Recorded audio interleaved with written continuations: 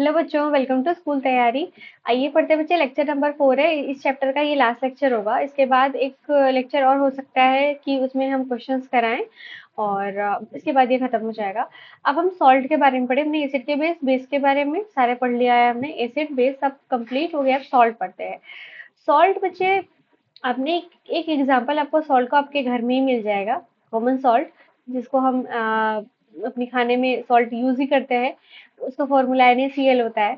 वो उतना हमें थोड़ा सा नॉलेज होता है, ठीक है। अब ये देखते हैं कि और भी टाइप के सॉल्ट होते हैं, कैसे वो बनते हैं, उनका नेचर कैसे डिसाइड होता है, उनका पीएच क्या होता है। ये सब हम यहाँ पे स्टडी करेंगे डिटेल में, ठीक है बच्चे। जैसे यहाँ पे कई एग्जाम्पल दे रखे हैं, ठीक है।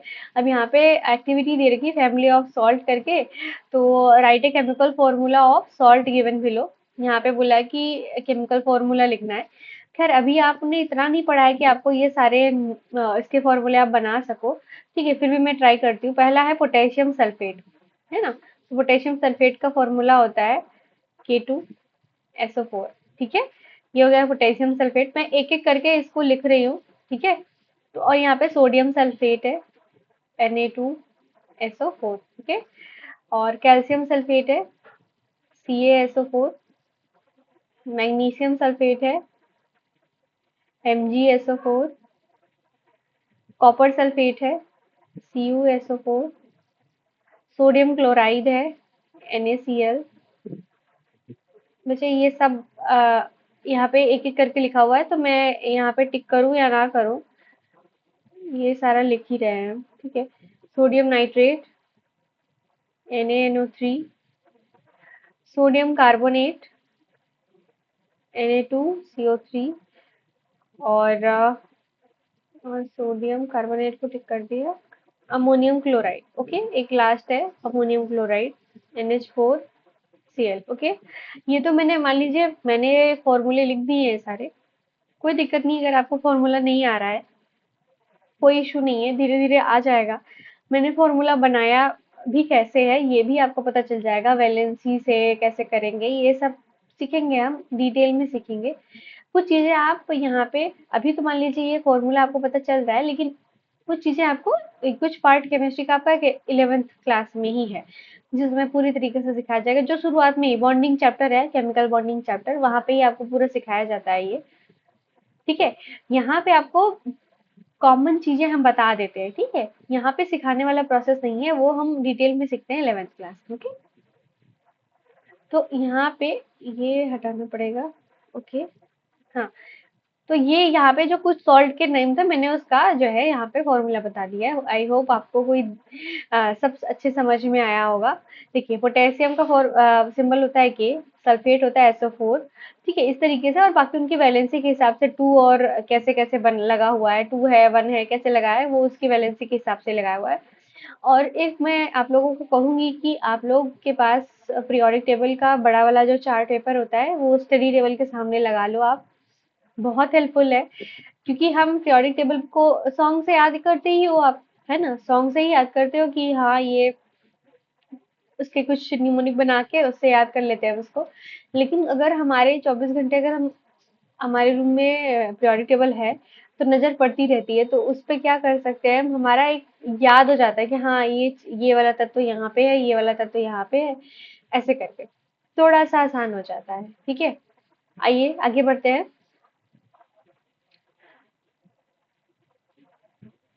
देखिए बच्चे, यहाँ पे जो सॉल्ट है, एक पॉजिटिव रेडिकल है, यहाँ पे एक नेगेटिव रेडिकल है। आगे बढ़ते हैं। यहाँ पे identify acid and base from which the above salt में बी ऑब्टेन।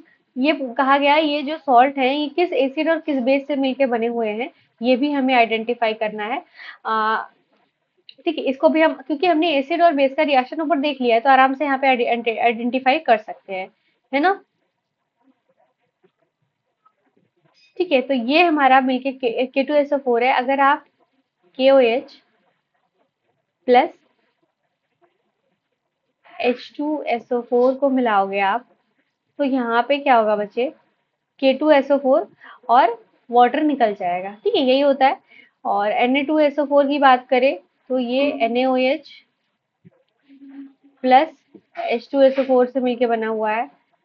और CaSO4 CaOH का होल ट्वाइस H2SO4 से मिलके बना हुआ है। इसकी बात करें तो MgSO4 की Mg MgOH का होल ट्वाइस H2SO4 इससे मिलके बना है। CuSO4 की बात करें तो CuOH का होल ट्वाइस H2SO4 से मिलके बना हुआ है। और NaCl की बात करें तो ये तो आपको पता ही होगा, NaOH प्लस HCl से मिलके बना हुआ है। NaNO3 की बात करें तो बच्चे ये होता है NaOH प्लस HNO3 से मिलके बना हुआ है। इसकी बात करें Na2CO3 की बात करें बच्चे, तो ये NaOH और H2CO3, ठीक है, ये एसिड से मिलके बना होता है। NH4Cl की बात करें तो NH4OH प्लस HCl से मिलके बना हुआ होता है। ओके, तो आप इसकी रिएक्शंस करा के देखोगे तो ये प्रोडक्ट बनेगा, वाटर निकल जाएगा। ठीक है, बस इतना ही होता है। ठीक है बच्चे, आई होप आपको समझ में आया होगा। ये पॉइंट हमने कवर कर लिया, ये पॉइंट कर लिया हमने।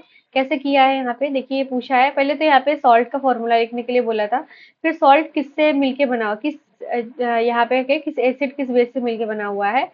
तो यहाँ पे हम कह सकते हैं कि ये हमारा बेस है, ये हमारा एसिड है, ये हमारा बेस है, ये हमारा एसिड है, ये हमारा बेस है, ये हमारा एसिड है। इस तरीके से बाकी हर जगह है।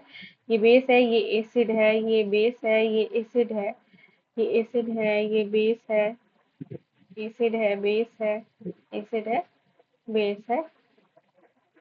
ओके, ये मैंने लिख दिया है यहाँ पे।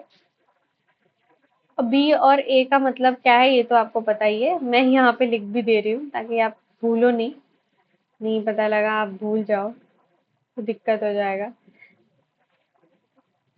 ठीक है, बी का मतलब है बेस, ए का मतलब है एसिड, क्योंकि पीडीएफ आपको ये मिल जाएगा ना, तो कोई दिक्कत नहीं है। ठीक है, आगे बढ़ते हैं। ये पॉइंट कर लिया, salt having the same positive और negative radical are said to belong to a family, for example NaCl and Na2SO4 belong to the family of sodium salt. Similarly, NaCl and KCl belong to the family of chloride salt.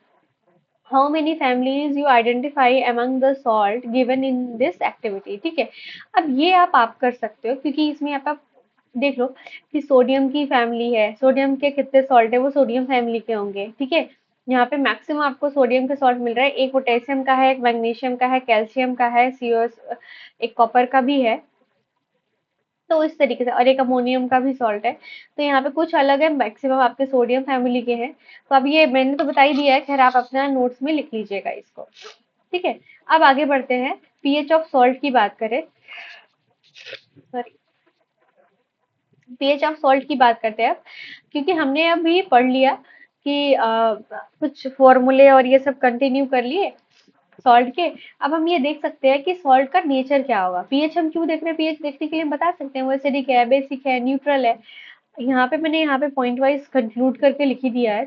अगर कोई salt strong acid और strong base से मिलके बना हुआ होगा तो उसका पीएच होगा 7, और उसे हम कहेंगे न्यूट्रल सॉल्ट।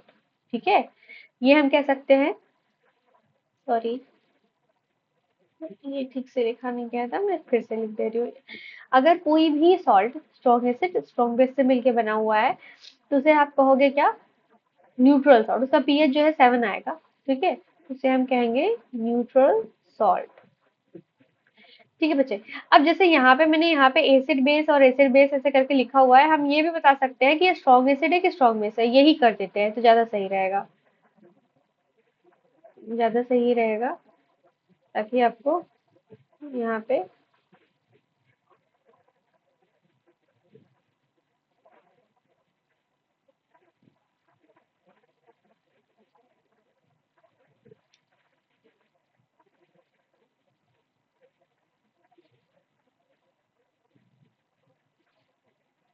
ओके। तो यहाँ पे पहले वही लिख देते हैं, ये होता है बच्चे स्ट्रॉन्ग बेस, ये होता है strong acid, strong base, strong acid, strong base, strong acid, strong base, strong acid, strong base है, स्ट्रॉन्ग एसिड है, स्ट्रॉन्ग बेस है, ये HCl था। स्ट्रॉन्ग एसिड है, स्ट्रॉन्ग बेस है, और ये वीक एसिड होता है, HNO3 वीक एसिड होता है। और नहीं, H2CO3 होता है, ये स्ट्रॉन्ग ही है, ये स्ट्रॉन्ग ही है। HNO3 भी स्ट्रॉन्ग ही है। ठीक है, स्ट्रॉन्ग एसिड, ये वीक बेस होता है NH4OH। और HCl की बात करें तो स्ट्रॉन्ग एसिड होता है। H2CO3 ये हमारा वीक एसिड है, और ये स्ट्रॉन्ग बेस है। ओके, इस तरीके से है। H2CO3, ठीक है, ये हो गया, ये वीक एसिड होता है। अब यहाँ पे मैं ये भी एब्रिविएशन ही लिख देती हूँ।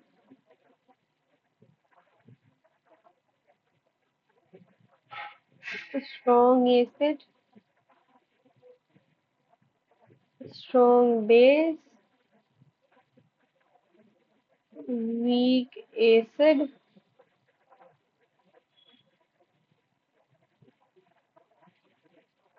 Weak base. ओके, ये हो गया। अब मैंने ये लिख के दिया है, तो आपको ये वाला दिक्कत होगा नहीं, ये पीएच जब आप निकालोगे तो यहाँ पे ये आपको दिक्कत नहीं होने वाला है। ठीक है, ये लिख दिया है। ठीक है, ये यहाँ पे हटाना पड़ेगा।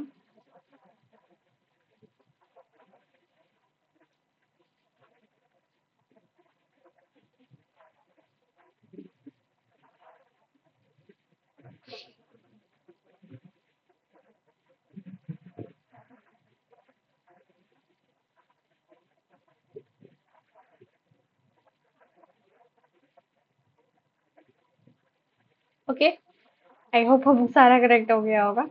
हाँ, ठीक है, हो गया। अब यहाँ पे आगे बढ़ते हैं बच्चे, पीएच ऑफ सॉल्ट की बात करते हैं। यहाँ पे स्ट्रॉन्ग एसिड और स्ट्रॉन्ग बेस से जो भी सॉल्ट बने हुए होते हैं, उनका pH 7 होता है, वो न्यूट्रल सॉल्ट होते हैं। अगर वो जो भी स्ट्रॉन्ग रहेगा उसी का नेचर रहेगा, दोनों स्ट्रॉन्ग है तो न्यूट्रल हो जाएगा।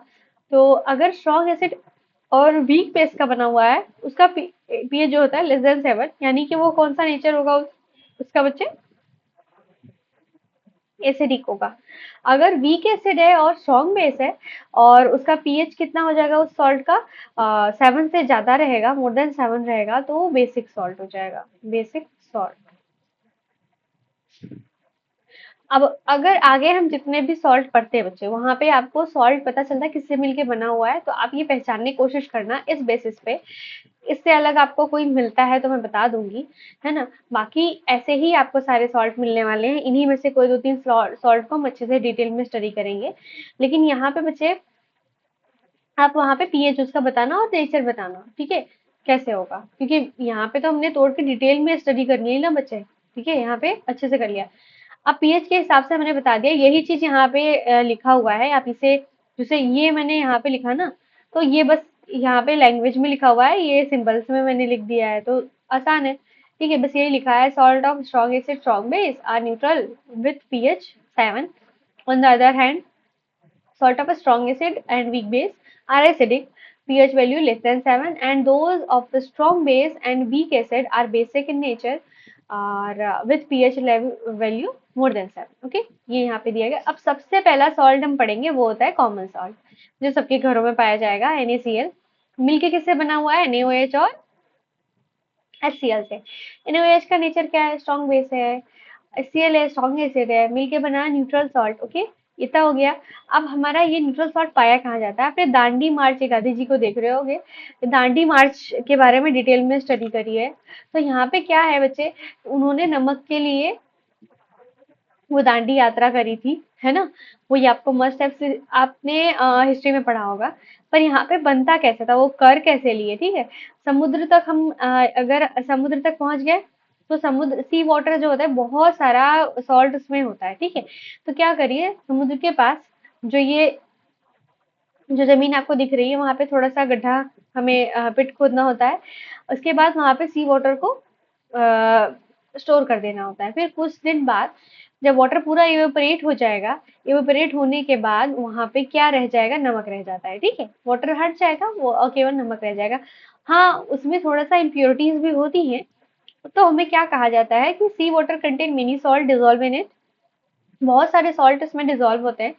केवल सोडियम क्लोराइड ही नहीं, और भी होते हैं, ठीक है। Sodium chloride is separated from these salts, deposit of solid salt are also found in several part of the world. सभी अलग अलग वर्ल्ड के कई पार्ट में ये मिलता ही है आपको. These large crystals are often brown due to impurities. ये लार्ज लार्ज क्रिस्टल्स होते हैं, तो ये थोड़े से ब्राउन दिखते हैं इम्प्योरिटीज की वजह से. उसे क्या कहा जाता है? Rock salt. आप समझ में आया बच्चे रॉक सॉल्ट किसे कहते हैं? ये रॉक सॉल्ट है. Beds of rock salt were formed when sea of Bagon is dripped up. Okay, rock salt are mined like coal. Okay, rock salt को माइनिंग होता है कोल की तरह. जैसे कोल की माइनिंग होती है वैसे सॉल्ट की रॉक सॉल्ट की माइनिंग भी होती है. ठीक है, तो ये मतलब उपमा दी गई है. Rock salt are mined like coal. Coal की तरह उसकी माइनिंग की जाती है क्योंकि जरूरत तो उसकी भी है हमें बच्चे. You must have heard the Mahatma Gandhi Dandi march. ठीक है, अब सोडियम क्लोराइड कैसे बन रहा है पता चल रहा है बच्चे आपको? ठीक है, अब आते हैं कॉमन सॉल्ट का रॉ मटेरियल क्या है. रॉ मटेरियल तुम्हें पता है कि सोडियम हाइड्रोक्साइड है और हाइड्रोजन क्लोराइड है ना. हाइड्रोक्लोरिक एसिड कह सकते हो, हाइड्रोजन क्लोराइड भी बोल सकते हो. ठीक है, अब इसको करोगे कैसे? ये जो फिनोमिना यहाँ पे बन रहा है ना, ये एक हम important product from the chloro alkali process कर रहे हैं. इसको देखते हैं हम आगे डिटेल में देखेंगे, है ना. The common salt thus obtain is important raw material for various. देखिए, यहाँ पे कॉमन सॉल्ट का आप ये देख सकते हो कि कॉमन सॉल्ट से आप बहुत सारी चीजें बनाने का वो रॉ मटेरियल होता है. ठीक है, उससे हम as a raw material use करते हैं. Raw material for chemicals common salt का समझ लीजिए ये यूज ही है. ठीक है, अब क्या होता है कि द कॉमन सॉल्ट दस obtain in an important raw material for various materials of daily uses such as sodium hydroxide, baking soda, washing soda, bleaching powder and many more. ये सब हम कॉमन सॉल्ट से बना सकते हैं. नहीं क्या क्या? सोडियम हाइड्रोक्साइड बना सकते हैं, बेकिंग सोडा बना सकते हैं, वॉशिंग सोडा बना सकते हैं, ब्लीचिंग पाउडर बना सकते हैं. ठीक है, तो ये सब चीजें हम इससे बनाते हैं. ये एक एक करके जो है समझते हैं कैसे कैसे आप हम डिफरेंट सब्सटेंसेस को कैसे बना रहे हैं. सोडियम हाइड्रोक्साइड अगर बनाना है तो हमें क्या करना होगा? इलेक्ट्रिसिटी पास करनी होती है through aqueous solution of sodium chloride. उसे ब्राइन कहा जाता है. सोडियम क्लोराइड का एक्वस सोल्यूशन यानी कि पानी में उसे मिला दिया, बस नमक में पानी को मिला दिया, उस पर इलेक्ट्रिसिटी पास करते हैं. क्या होता है? It decomposes to form sodium hydroxide and process is called chloralkali process. ठीक है, तो डिकम्पोज होता है और फॉर्म करता है सोडियम हाइड्रोक्साइड. क्यों फॉर्म करेगा? क्योंकि इसी से तो मिलके बना हुआ है, जब टूटेगा तो इसी में टूटेगा. इस तरीके से बच्चे इसको कहा जाता है क्लोर एल्कली प्रोसेस. ठीक है, ये थोड़ा प्रोसेस का नाम याद रख लीजिएगा. Because of products form chlor for chlorine and alkali for sodium hydroxide. Sodium hydroxide बनता है इसीलिए एल्कली, और क्लोरीन भी फॉर्म होता है इसीलिए क्लोर. ठीक है, इसीलिए कहा जाएगा क्लोर एल्कली प्रोसेस. अब क्या किया हमने? NaCl लिया, वाटर में मिलाया, इलेक्ट्रिसिटी पास की, उसके बाद क्या बन रहा है? NaOH बन रहा है, Cl2 गैस और H2 गैस बनती है. ठीक है बच्चे, दो चीजें बन रही है. कहाँ पे बन रही है? Cl2 गैस बनती है एनोड पे. ठीक है, और H2 गैस कैथोड पे बनती है. कैथोड के पास ही NaOH का सोल्यूशन भी स्टोर होता है. ठीक है, तो कैथोड के पास दो चीजें हैं. और अगर हम बात करें, इसकी बात करें,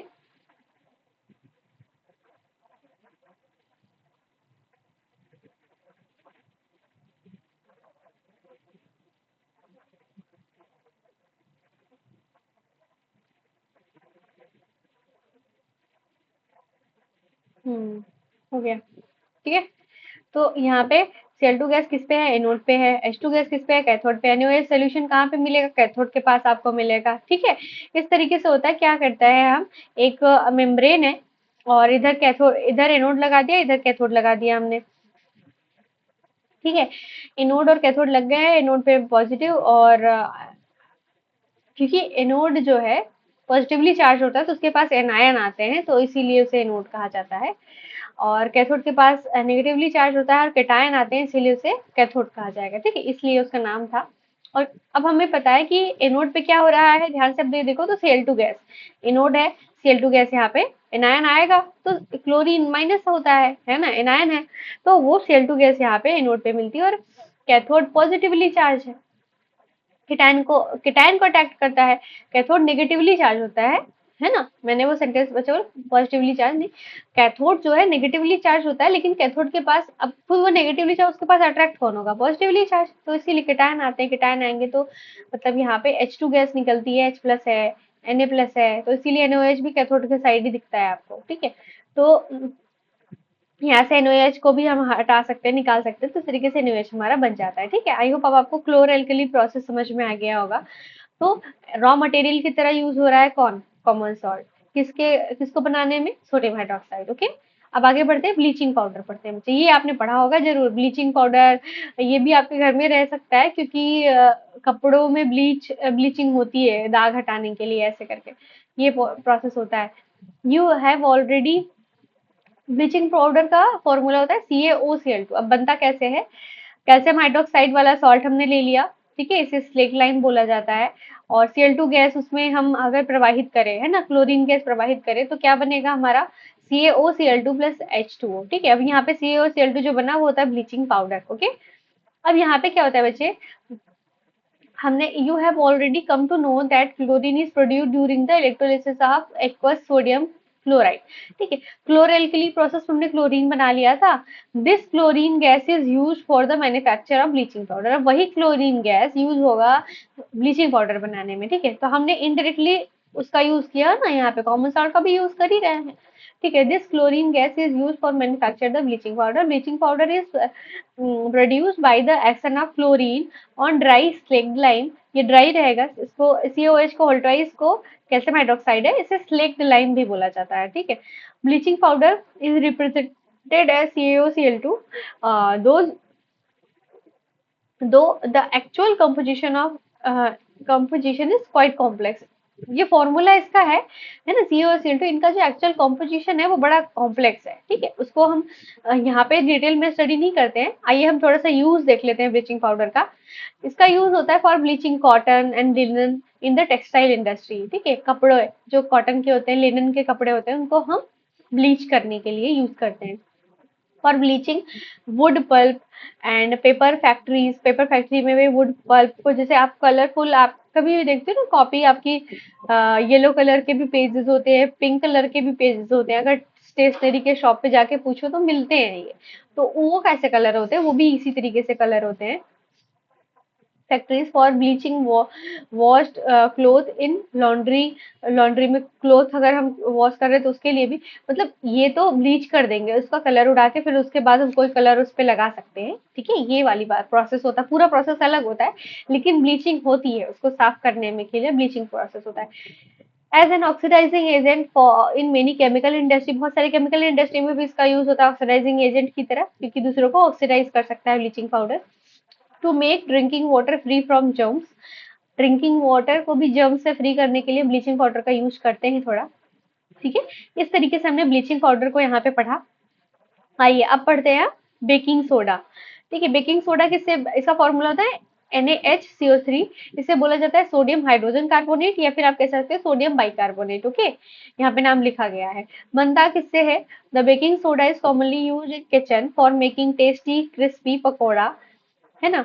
sometimes it adds for faster cooking, जैसे कि जल्दी कोई चीज को पकाना हो तो थोड़ा सा बेकिंग सोडा डाल देते हैं कि जल्दी, थोड़ा सा जल्दी से पक जाए, ठीक है। जैसे छोले, राजमा, इन सब में बेकिंग सोडा पड़ता है ताकि उससे जल्दी पकाया जा सके। The baking soda is commonly use in kitchen, okay, pakora वकौड़ा बनाने में। The chemical name of the compound is sodium hydrogen carbonate NaHCO3, it is produced using sodium chloride as one of the raw material. हमने यही पढ़ ही रहे हैं कि raw material की तरह कहाँ पे यूज हो रहा है, तो बेकिंग सोडा में यूज होता है बच्चे। NaCl होता है, वाटर लेते हैं, CO2 और अमोनिया, ठीक है। CO2 gas, ammonia gas, water, NaCl, इन सबको हम एक साथ रिएक्ट करवाते हैं तो बनता क्या है, NH4Cl, अमोनियम क्लोराइड और सोडियम हाइड्रोजन कार्बोनेट बनता है हमारा, ठीक है। ये रिएक्शन है बच्चे, ये सिंबल के रूप में हम रिएक्शन को लिख देते हैं, बहुत आसानी होती है, लैंग्वेज में हमें फिर लिखना नहीं होता है, केमिस्ट्री का यही कमाल है, आराम से समझ आ जाता है। Did you check the pH of sodium hydrogen carbonate in the activity 2.14, activity 2.14 कहाँ गई, देखना पड़ेगा। हम्म, हम्म। यहाँ पे ये एक्टिविटी तो हमने पीएच ऑफ सॉल्ट वाली करी नहीं ना, तो यहाँ पे क्या होता है बच्चे, यहाँ पे पीएच कलेक्ट सैंपल्स, ये सारे सॉल्ट के सैंपल हमें कलेक्ट करने हैं, और सॉल्युबिलिटी देखना है कि वाटर में सॉल्युबल है कि नहीं, और सॉल्युबल होने के बाद लिटमस पेपर से उसका टेस्ट करना है, पीएच कितना आता है ना, बताना है कि एसिडिक है, बेसिक है, न्यूट्रल है ना। तो ये यहाँ पे बताना है, और बाकी यहाँ पे कलेक्ट द, ये जो सैंपल है, सॉल्ट सैंपल है, इन सब के फॉर्मूला मैं आपको बता दूंगी, ठीक है। यहाँ पे ये पूछा सोडियम हाइड्रोजन कार्बोनेट का आपने चेक किया कि नहीं, ये मैं यहाँ पे बता ही दे रही हूँ आपको। सोडियम क्लोराइड है, NaCl, पोटेशियम नाइट्रेट है, KNO3, ओके, और एल्यूमिनियम क्लोराइड है, AlCl3, ठीक है। जिंक सल्फेट है, ZnSO4, ओके। कॉपर सल्फेट है, CuSO4, ओके। और यहाँ पे सोडियम एसीटेट है, CH3COONA, सोडियम एसीटेट। और सोडियम कार्बोनेट की बात करें, Na2CO3, और सोडियम हाइड्रोजन कार्बोनेट, NaHCO3, ठीक है। ये हमने इतना देखा, NaCl, और यहाँ पे NaCl और KNO3, यही छूटा है, KNO3।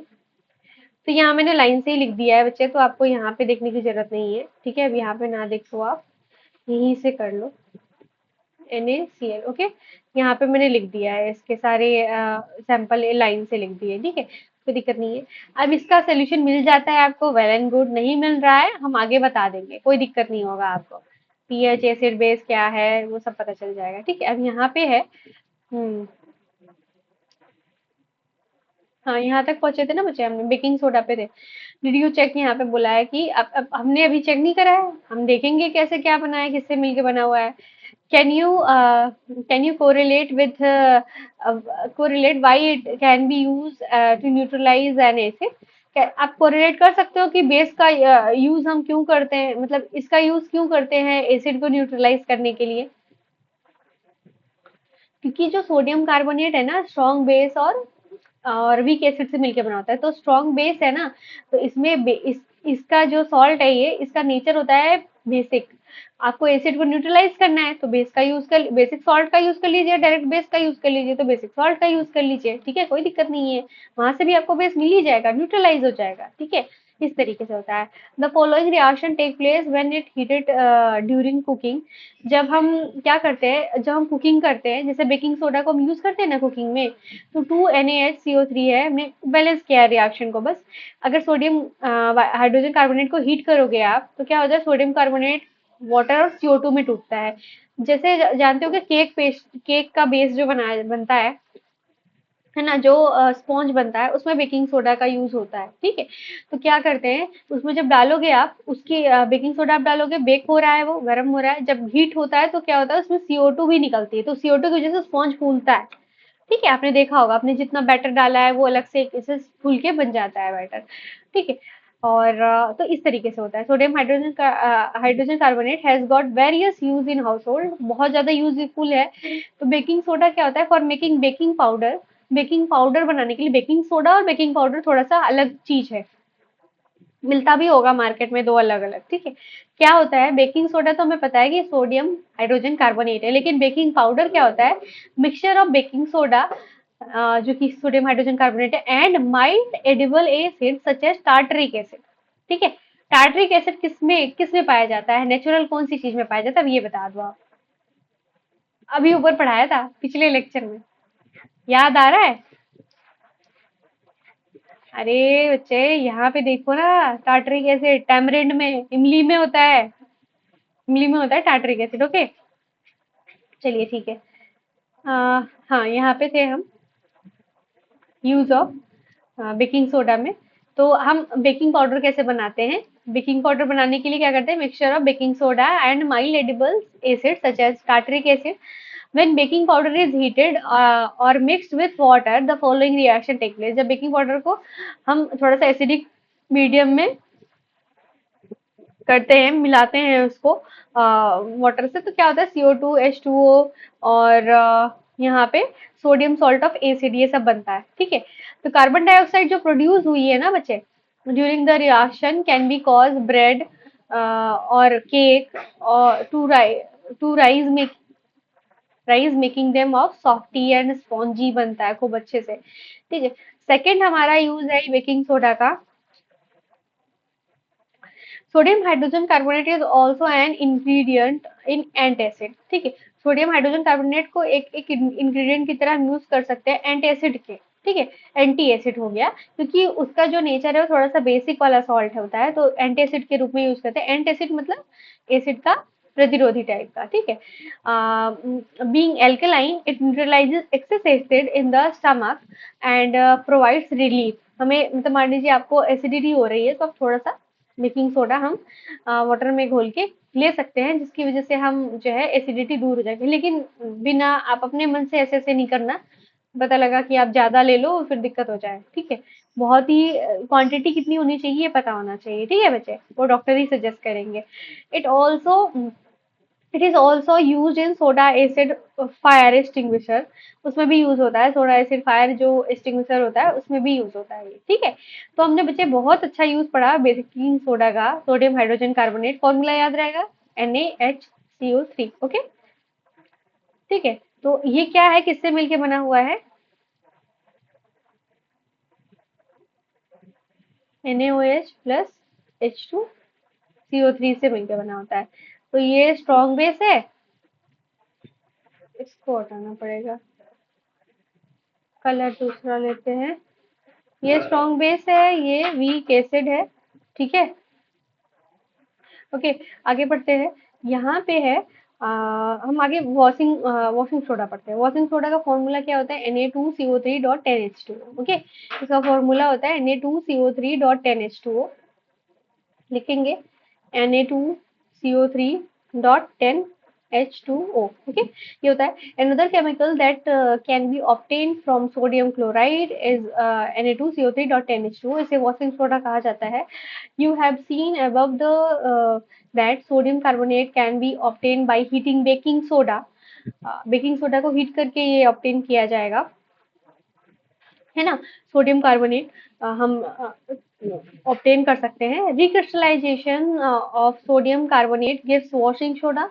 It is also a basic salt, ये भी बेसिक सॉल्ट होता है।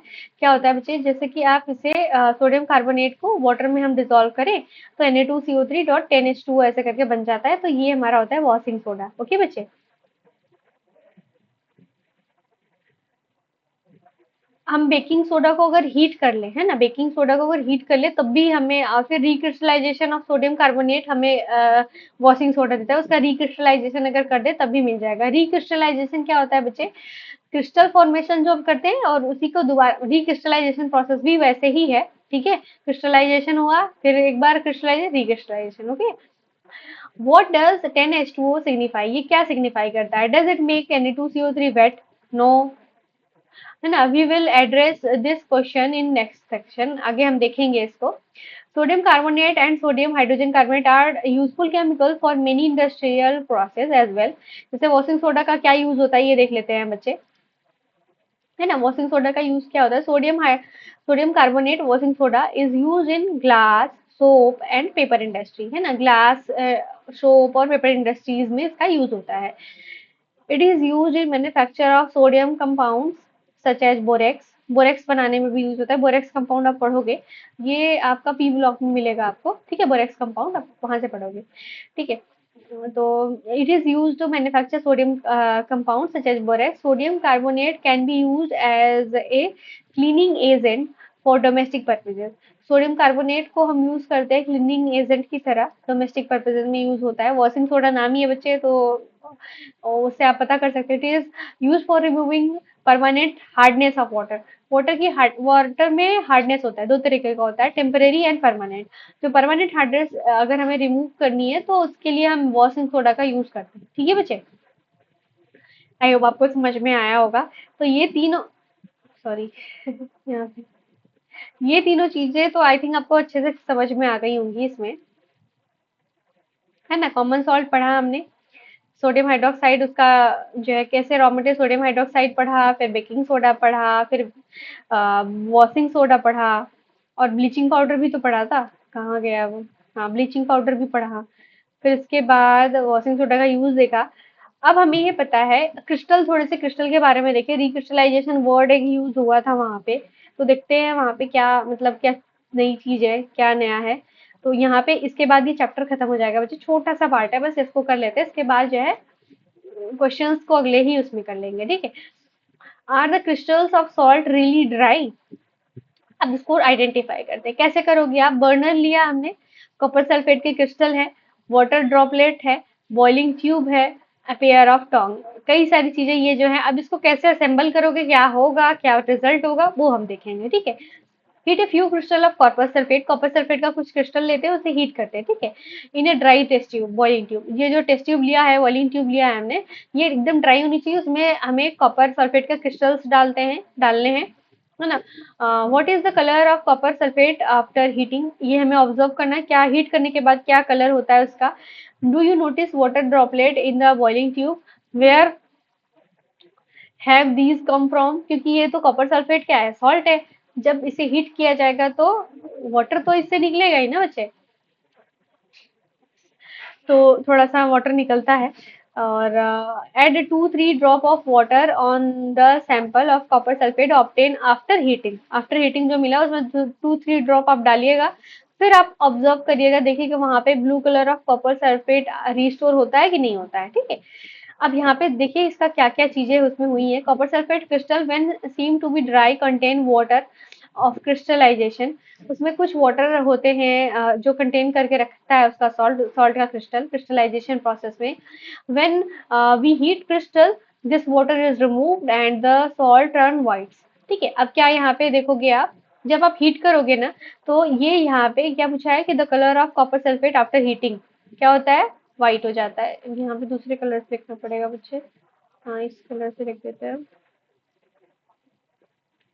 व्हाइट में चेंज हो जाता है। तो और यहाँ पे ब्लू कलर रिस्टोर तक होता है, वहां पे देखते हैं आगे, यहाँ पे लिखा भी गया होगा, ठीक है। अब यहाँ पे है colour copper sulphate crystal which seem to be dry contain water crystal of crystallisation when we heat the crystals, this water is removed and the salt turns white, salt white में टर्न बदल जाता है। If you moist the crystal again with water, you will find that the blue colour of crystal reappears. देखिए ये भी question का आपका answer मिल गया, ये भी क्वेश्चन का आपका आंसर, दो क्वेश्चन जो ऊपर पूछे गए उसका आंसर यहाँ पे मिल गया। तो उसमें कुछ क्रिस्टलाइजेशन प्रोसेस में जो वाटर था उसके कॉपर सल्फेट के क्रिस्टल के साथ रहते हैं, जब गर्म करोगे तो वो इवेपोरेट होंगे, बॉइलिंग ट्यूब में आपको दिखाई भी देंगे और सॉल्ट का कलर व्हाइट हो जाता है, ठीक है। कुछ अब कुछ देर बाद जब आपने कर लिया उस प्रोसेस को, उसमें थोड़ा सा 2-3 ड्रॉप पानी डालिए, फिर से वो ब्लू कलर का हो जाएगा, okay. Water is crystallized. Water of crystallization is the fixed number of water molecule present in one formula unit of a salt. ये fixed number के water होते हैं, वाटर मॉलिक्यूल होते हैं जो प्रेजेंट होते हैं उसके फॉर्मूले में। 5 water molecule are present in one formula unit of copper sulphate. Copper sulphate के साथ CuSO4.5H2O होता है, ये आप याद रखिएगा, है ना। .5H2O है chemical formula, formula for hydrated copper sulfate is hydrated copper sulfate is CSO4.5H2, okay, ये याद रखिएगा। Now you would be able to answer the question whether the molecule of Na2CO3.10H2O is wet. Wet नहीं होता, उसके साथ तो crystallisation, उसके crystal में वो वाटर मॉलिक्यूल होते हैं, ठीक है। तो उसके बाद जब उसे आप गर्म करोगे तब वो इवेपोरेट हो जाएंगे, ठीक है। One other salt which process which possess water of crystallisation is gypsum.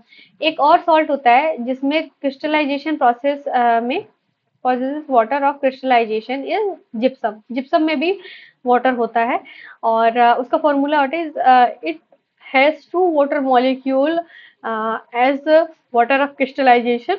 It has the chemical formula CSO4.2H2, 2H2 होता है, ठीक है बच्चे। अब आपने बहुत क्रिस्टल क्रिस्टल वर्ड यूज कर लिया है, तो यहाँ पे आपको समझ में आ रहा होगा मतलब क्या है ये, क्रिस्टल है क्या।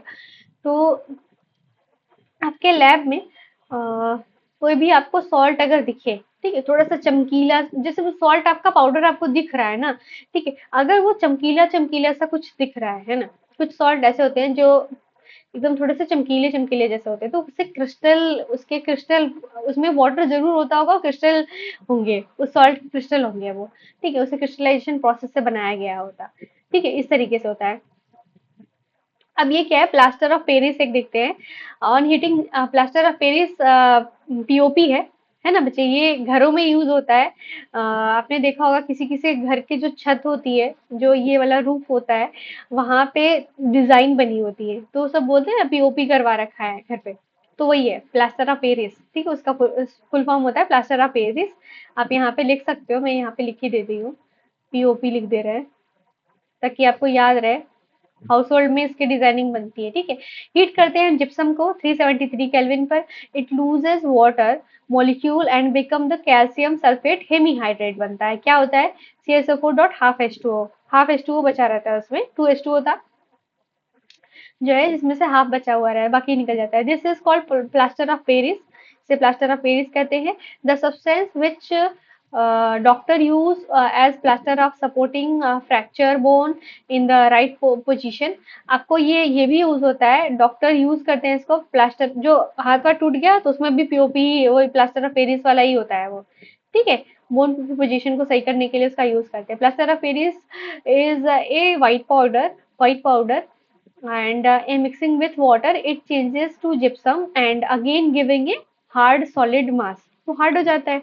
ठीक है, तो ये आपके हाथों में डॉक्टर भी यूज करते हैं, अगर हाथ टूट गया तो या पैर टूट गया तो ये वाला पीओपी भी ये यूज होता है। ठीक है, इसका फॉर्मूला है, इसमें जो है वाटर जैसे आप मिलाओगे ये जिप्सम में चेंज होता है, वो हार्ड मटेरियल होता है।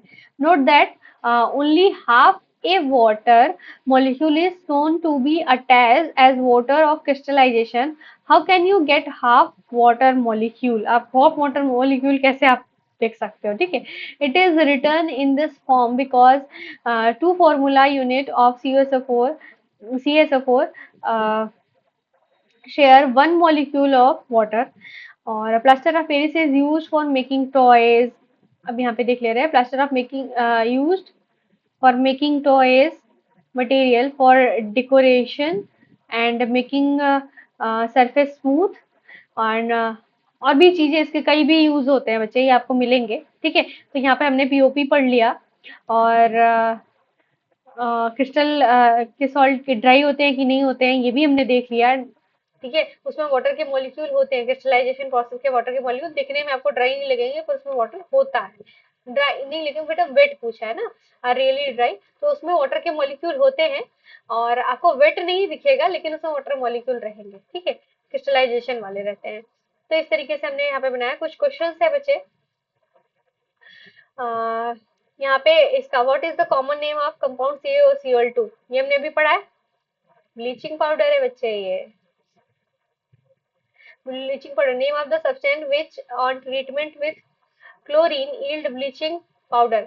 किसका, क्लोरीन के साथ अगर हम किसका रिएक्शन करा दे तो ब्लीचिंग पाउडर मिल जाएगा, CaOH का होल ट्वाइस। इसे क्लोरीन के साथ कराओगे तो CaOCl2 मिल जाता है। ठीक है, नेम द, ये हो जाएगा हमारा आंसर। ठीक है, ये हो जाएगा answer. Name the sodium compound which is used for softening hard water. कौन सा एक सोडियम कंपाउंड है जो हार्ड वाटर को सॉफ्ट करने के लिए, हार्डनेस को दूर करने के लिए यूज होता है? वॉशिंग सोडा का यूज करते थे ना हम, Na2CO3.10H2O। ठीक है, ये था।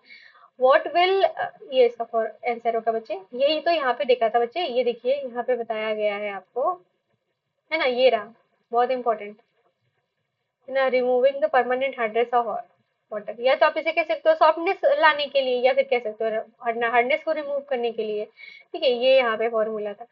और what will happen if a solution of sodium hydrogen carbonate is heated? Give the equation of the reaction involved। ठीक है, अगर हमने NaHCO3 को हीट किया, ठीक है, हीट किया, गर्म किया, तो इसमें होगा क्या? ठीक है, गर्म करने पे क्या हो सकता है, देखिए बच्चे, यहाँ पे सोडियम हाइड्रोजन कार्बोनेट के बारे में दिया भी गया था। देखिए, हीट करने पे क्या होता है, सोडियम कार्बोनेट में चेंज होता है, H2O और CO2 निकलता है। ये बेकिंग में यूज होता था, यही तो हम देखे थे बेकिंग सोडा में। तभी CO2 की वजह से जो केक का बेस जो बनता था वो थोड़ा सा स्पॉन्जी बनता था। Na2CO3 वाटर निकल जाएगा, और CO2। ठीक है, अब यहाँ पे लिख सकते हो, यहाँ पे जो रिएक्शन थी डायरेक्टली यहाँ पे लिख सकते हो। Na2CO3 H2O प्लस CO2, ये मेन इंग्रेडिएंट हो जाएगा, दो लगा देंगे बैलेंस हो जाएगी इक्वेशन, ठीक है। Right an equation two show the reaction between plaster of Paris and water. Plaster of Paris क्या है? Ca, sorry, calcium sulphate dot hemihydrate है H2O प्लस, यहाँ पे क्या करेंगे, वाटर से अगर हम इसकी रिएक्शन करा दिए तो ये हो जाता है CaSO4.2H2। ओके बच्चे, ये जिप्सम में चेंज हो जाता है। पीओपी जो हमारा है जिप्सम में चेंज होता है, ये फॉर्मूला जस्ट अभी यहाँ पे दिखा हुआ है। आप ऐसे कर सकते हो कि यहाँ पे बैलेंस करने के लिए 1.5 लिख सकते हैं, 1। ऐसा कर लीजिए आप कि ये इसको हटाते हैं, ठीक है। आप ऐसा कर दो कि 3/2 लिख दो, ठीक है। ऐसा लिख सकते हो या फिर 1.5 लिख दो, कुछ भी लिख दो। 1/1/2 लिख दो। तो आपने क्या क्या यहाँ पे इस चैप्टर में पढ़ा, ये हम देख लेते हैं एक बार। फिर इसके बाद इसकी एक्सरसाइज है, इसके कुछ क्वेश्चंस है, कर ही लेते हैं बच्चे, ज्यादा नहीं है ना। इधर कुछ एक्टिविटीज दे रखी है, ठीक है, इसको कर ही लेते हैं। ठीक है, पहले एक बार रिवाइज कर लेते हैं। एसिड और base indicator are, acid base indicator are dyes of mixture of dyes which are use in indicate the presence of acid and bases, ये हमने पढ़ा था। फिर acidic nature of sulfate is due to the formation of H plus ion and of solution in the solution, or formation of OH minus ion solution responsible for basic nature, ये होता है। when an acid react with metal, hydrogen gas evolve, ठीक है, जब metal के साथ acid react करता है तो हाइड्रोजन गैस निकलती है, ठीक है, और करस्पॉन्डिंग सॉल्ट फॉर्म होता है। When an base react with metal, base react करता है metal along with the evolution of hydrogen gas, a salt is formed which has a negative ion composed of the metal and oxygen, ठीक है, ये हमारा important point है जो base का है। when an acid react with metal carbonate of metal hydrogen carbonate, it gives the corresponding salt, carbon dioxide and gas and water, ठीक है, ये मिलता है हमें। Acidic and basic solution of water conduct electricity because they produce hydrogen and hydroxide ion respectively, ठीक है, वो electricity conduct कर सकते हैं। फिर हमने आगे स्ट्रेंथ पढ़ा था, strength of acid and alkali can be tested by using a scale called the pH scale. एक हमने पीएच स्केल पढ़ी है जो कि बताता है कि वो एसिडिक है या बेसिक है ना, ये बताते हैं हमें। और यहाँ से हम सीखते हैं बच्चे, और ये हो गया। और a neutral solution has pH of exactly 7। Neutral solution अगर कहीं पे है तो उसका पीएच होता है एग्जैक्टली 7। अगर कोई एसिडिक सोल्यूशन है तो 0 से 7 के बीच में रहेगा, और बेसिक सोल्यूशन है तो 7 से ज्यादा रहेगा, ठीक है बच्चे। तो यहाँ पे ठीक है, आगे बढ़ते हैं। Sorry,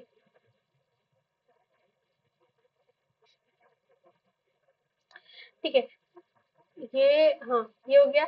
living being carry out their metabolic activity within an optimal pH range, क्या होता है हमारा पीएच रेंज? 6.8 से 7.5 के बीच में हम अपना कर लेते हैं सारा उनका, जो ऑप्टिमल पीएच रेंज में ही काम करते हैं। और जो ह्यूमन बॉडी होती है वो बाहर इतने इसको हटाते हैं, क्योंकि स्टमक में भी पीएच होता है, ये लिखा गया है, इस बुक में लिखा गया है 6.5 से 7.8 के रेंज में काम करता है ह्यूमन बॉडी। और यहाँ पे,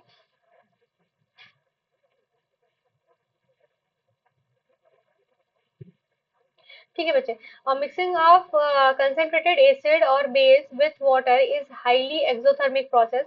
जब आप हम एसिड और बेस को वाटर में मिलाते हैं तो वो हाईली एक्सोथर्मिक प्रोसेस होती है, ठीक है। एक्सोथर्मिक प्रोसेस का मतलब ये होगा हीट बाहर निकलेगा बच्चे, ठीक है, उससे हीट बाहर निकलता है, ठीक है। इस तरीके से हो गया बच्चे यहाँ पे ये। हाँ, अब यहाँ पे आते हैं। Acid and base neutralise each other to correspond the salt and water, ये तो हमने प्रोसेस पढ़ा ही था। Water of crystallisation is the fix number of water molecule present in the formula unit of salt, okay, ये तो हमने पढ़ाई crystallisation. Salt have various uses in everyday life in the industries, और हमने बाकी सारी चीजें ब्लीचिंग पाउडर ये सब तो पढ़ी ही है, ठीक है बच्चे। तो इस तरीके से हमारा ये पूरा चैप्टर यहाँ पे खत्म होता है। कुछ क्वेश्चन है, इसको कंप्लीट कर लेते हैं। A solution turns red litmus blue, its pH likely to be, ठीक है। अब ये रेड लिटमस को ब्लू में चेंज कर रहा है बच्चे, तो ये हमने ऊपर पढ़ा भी था। अपने पहले लेक्चर में बताया होगा हमने कि अगर कोई रेड लिटमस को ब्लू में चेंज कर रहा है, इसका मतलब वो सोल्यूशन कैसा है, बताइए आप। एसिडिक होगा कि बेसिक होगा, वो अगर आपको पता चल गया तो यहाँ पे आप पीएच को भी यहाँ पे टिक कर सकते हो। ठीक है, अब ध्यान से अगर देख लोगे आप, यहाँ पे 1 है, 4 है, 5 है और 10 है, कौन सा इसमें एसिडिक है, कौन सा इसमें बेसिक है? ये सारे तीनों एसिडिक है बच्चे। रेड लिटमस को ब्लू में कोई चेंज कर रहा है तो सोल्यूशन जरूर बेसिक होगा, है ना, बेसिक सोल्यूशन होगा। Okay, a solution react with crushed egg shell to give a gas that turns lime water milky, the solution contain। अब उस solution में क्या हो गया, solution react with crushed egg shell, है ना, crushed egg shell के साथ वो react करता है और give क्या देता है हमें, जो गैस निकलती है वो लाइम वाटर को मिल्की कर देती है। वो solution क्या है, बताइए आप।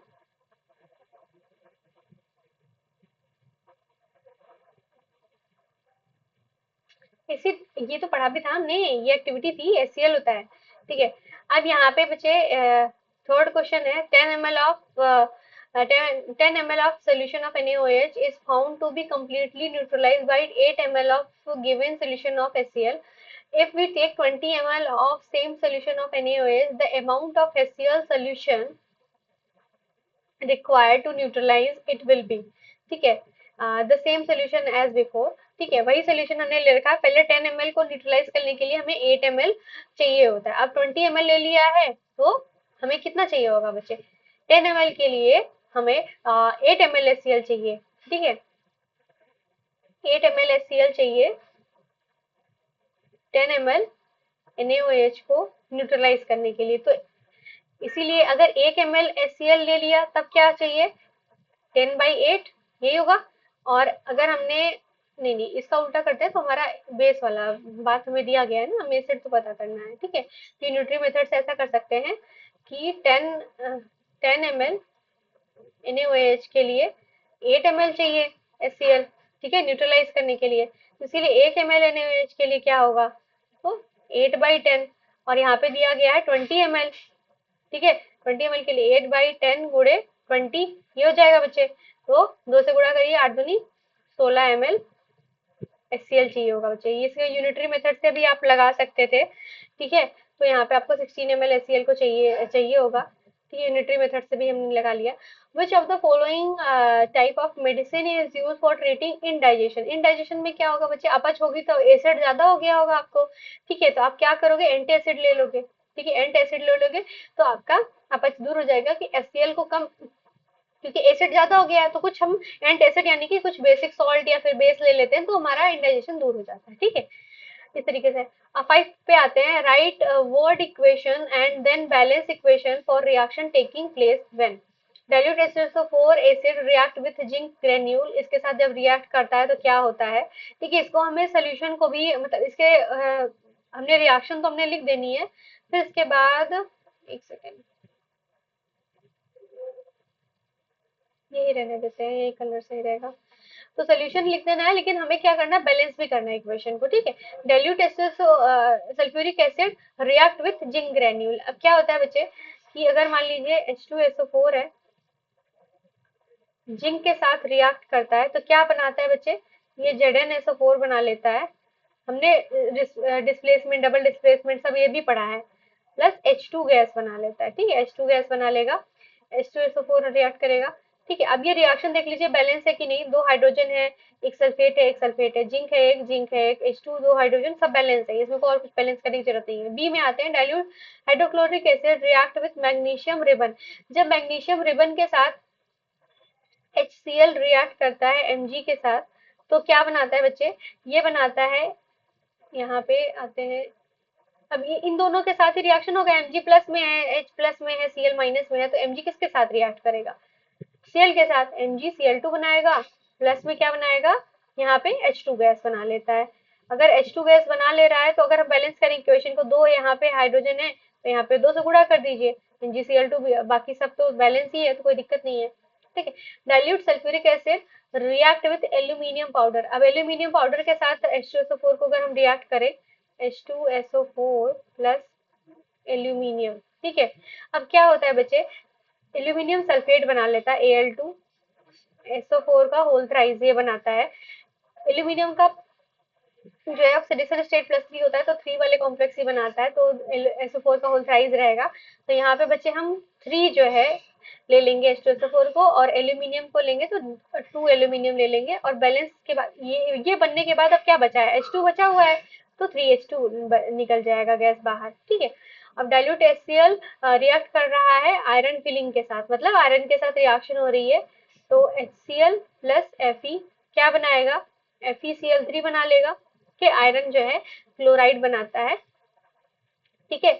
और H2 गैस निकल जाएगी, 3H2 गैस निकल रही, क्यों 3H2 गैस निकल रही है, 3Cl चाहिए, तो यहाँ 3 से कर लोगे तो 3HCl है, तो यहाँ पे और यहाँ की बात करें तो, एक सेकेंड, 3 है, आयरन जो है हम अगर 2 ले लेते हैं तो हमारा H2 पे बैलेंस हो जाएगा, तो यहाँ पे एक सेकेंड देखते हैं क्या होता है। अगर हमने यहाँ पे 6HCl ले लिया और 2Fe ले लिया, तो 2FeCl3 बन जाएगा, +3H2 बन जाएगा, ओके, ठीक है, कुछ और नहीं करना पड़ेगा। यही हो गया है ना, बैलेंस हो गया आई थिंक, ये एक बार मिला लेते हैं, है ना, 2FeCl3 हो गया और 3H2, ठीक है, करेक्ट है। Cl भी बैलेंस है, 6Cl है, 6 2 3 6 हो जाएगा, ठीक है। इस तरीके से हमारा 5th नंबर क्वेश्चन कंप्लीट हो गया। Compound such as alcohol and glucose also contain hydrogen but are not categorised as acid, describe the activity and to prove it. Alcohol जो होता है और ग्लूकोज होता है ना, ये सब जब हम इसे जल में डालते हैं तो ये जो है हाइड्रोजन आयन बाहर नहीं निकालते हैं, तो इसलिए ये एसिडिक नहीं है, ठीक है, ये इसका कारण हो गया। Why does distil water not conduct electricity, क्योंकि जो where rain water does it rain water does, ठीक है, जो डिस्टिल वाटर होता है ना बच्चे, ठीक है, जब हम डिस्टिल वाटर को लेते हैं तो वो क्या होता है, distil water pure form water होता है, ठीक है। तो एंड जो इसकी आयनिक स्पीसीज होती है ना, जब उसमें वो टूटता है, ठीक है, वो डिवॉइड करता है अपने आयनिक स्पीसीज को, और वो इतनी अच्छे से कंडक्ट नहीं कर पाती इलेक्ट्रिसिटी, ठीक है। जबकि जो रेन वाटर होता है उसमें इम्प्योरिटीज होती हैं कई, ठीक है, जो उसकी वजह से इलेक्ट्रिसिटी कंडक्ट वो कर लेते हैं आराम से, ठीक है। आगे यहाँ पे कुछ क्वेश्चंस हैं जो आप अपने से कोशिश करिएगा, अगर हो जाता है तो ठीक है ना, नहीं तो ये लेक्चर बहुत लंबा हो जाएगा, आगे हम जो है करेंगे इसको। ये छोटा सा है बच्चे, ये इसको अगर कर सकते हो तो आप कर लो, नहीं हो रहा है तो हम इसको करवा भी देंगे, कोई दिक्कत नहीं है, यहाँ तक का आपको PDF मिल जाएगा, और हो सकता है अगले लेक्चर में इसको ही करवा ही दूं मैं, ये लंबा हो जाएगा बहुत लेक्चर, ओके, ठीक है। चलिए बच्चे नेक्स्ट क्लास में मिलते हैं, थैंक यू।